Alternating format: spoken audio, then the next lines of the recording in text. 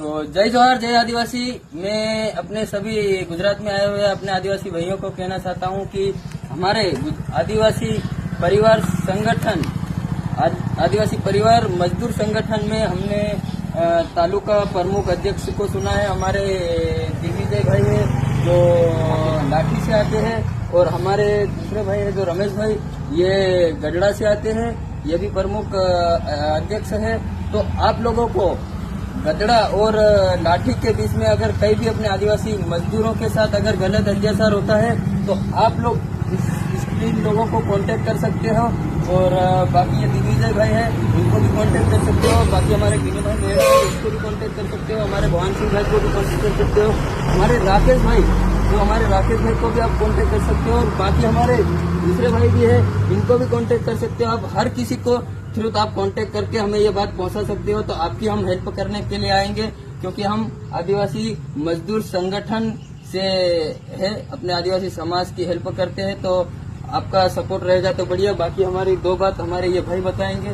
रमेश भाई थोड़ा दो बात बता दो आप। जय जोहार जय आदिवासी दोस्तों, આપણા ભાઈ વાત દેખાડી તસે આપણું શું કામ કરનાર તૈયાર છે, આપણું શું ભાળ મેળવીને કામ કરનાર છે ગઢડા તાલુકા લાઠી તાલુકા આપણા ભાઈ તો કાંઈ બી પરેશાન હોય તો આમ કોન્ટેક્ટ કરી શકશો। जय जोहार जय आदिवासी। बंद कर लो।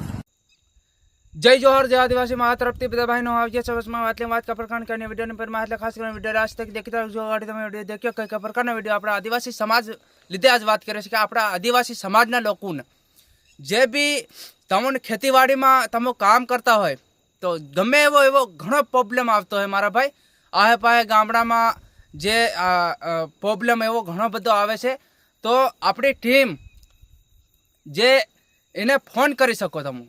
કારણ કે જે તમે આગાડી વિડીયો દેખ્યો છે આપણી ટીમનો જો આપણા આદિવાસી ભાઈઓ સંગઠન રાખે છે જે આંદોલન કરવાની કોશિશ બી કરે છે જે આપણા સમાજના વ્યક્તિને પરેશાન થતા હોય પરેશાન કરતા હોય લોકો અમુક તો એના માટે આપણા આદિવાસી સમાજના લોકો ઊભા રહે છે એકબીજાને સાથ આપે છે।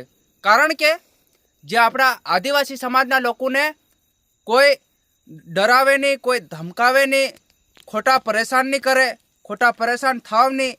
એટલા માટે જે આપણી ટીમ આપણા આદિવાસી સમાજની જે હરેક પ્રકારની જે આપણા સમાજ લીધે કંઈક કરે છે તો એને જરૂરથી સાથ આપો અને એની સાથે ઊભા રહો તમે। કારણ કે જે આપણા આદિવાસી સમાજના લોકો ઘણા ખરા પરેશાન થઈ રહ્યા છે, શેઠિયા બી પરેશાન કરી રહ્યા છે।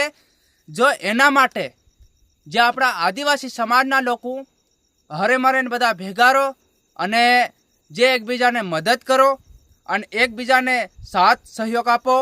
અને જે આપણા આદિવાસી ભાઈઓ જેવી રીતે તમારું જે મદદ કરે છે જ્યાં તો એવી રીતે તમે કોઈક બીજાને મદદ કરો, એકબીજાને મદદ કરીને આગળ વધો।